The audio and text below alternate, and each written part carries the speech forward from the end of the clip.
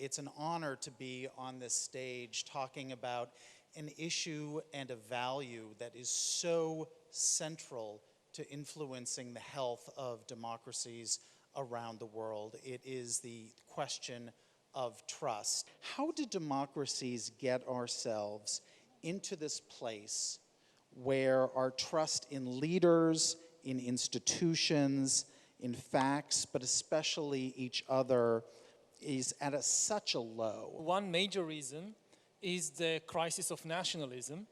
I know that some people believe that nationalism is something opposite to democracy, but actually the two go together if you understand nationalism correctly. Some people imagine that nationalism is about hating foreigners and minorities. The more I hate foreigners, the greater the patriot I am. But this is a complete misunderstanding. True nationalism is loving your compatriots and caring about them and willing to make sacrifices, small or big, for them. And without this kind of feeling of togetherness, democratic institutions cannot function. So I think that the lack of trust that we're seeing in many countries around the world is linked to not a resurgence of nationalism, but a crisis of nationalism. You know, after a fraudulent election in August 2020 in Belarus, when Lukashenko's regime made 3 days of hell and detained thousands of people and tortured them in jail, he was sure that this brutality will split people because they will be scared, they will be afraid. But he was wrong, because our people, having seen each other's eyes during demonstrations, they were united by this idea for better life after elections, you know.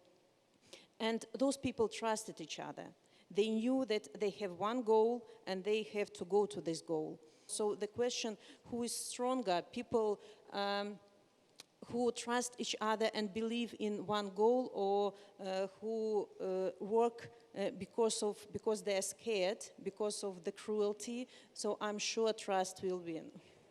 Mete, in Britain and in London, as you look across the electorate, but particularly at younger people, when they look at systems of democracies that have legacies of hundreds of years, of thousands of years, why is there such, I think, sort of doubt in those systems? Why is there either a lack of trust, or frankly a lack of even willingness to pay to think about it and to want to think about whether these systems can work for them and support them?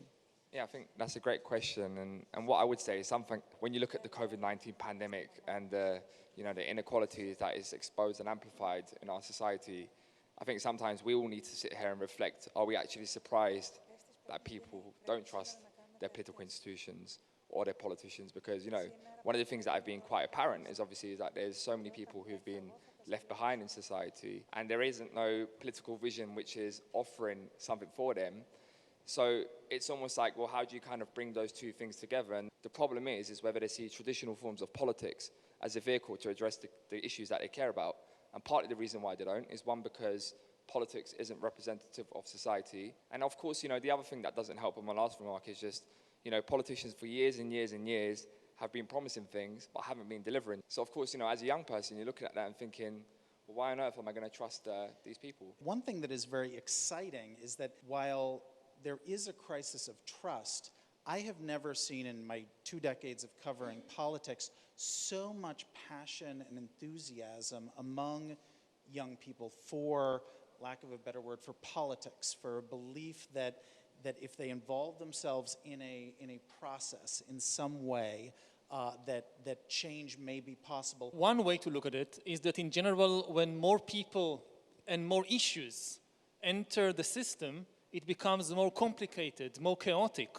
But this is exactly the moment that if you play the game right, you can grow out of it and you can create something which is really much better. It's really difficult to debate here, because I see the situation in Belarus, in dictatorship, and you are looking at the situation from democratic countries, and the situation are absolutely different. Why people in Belarus don't trust to vaccines, for example, because all over the world, democratic countries are vaccinated with some kinds of vaccines. But in Belarus, people are forced to be vaccinated with another type of vaccines. So there is a question among Belarusian people, are the vaccines we are forced to vaccinate with, are they good? Understanding of trust in dictator countries is absolutely different than the question of trust in democratic countries. I think what people want is they want the feeling to be heard.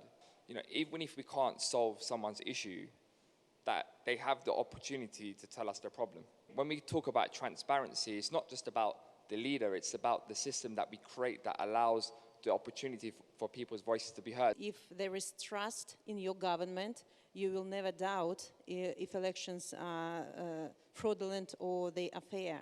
In Belarus, only the first elections were fair because people voted for Lukashenko. Next one, every next one was fraudulent, but we couldn't prove this. So I believe in democracy, and democracy is trust, first of all. So we have to take care of it.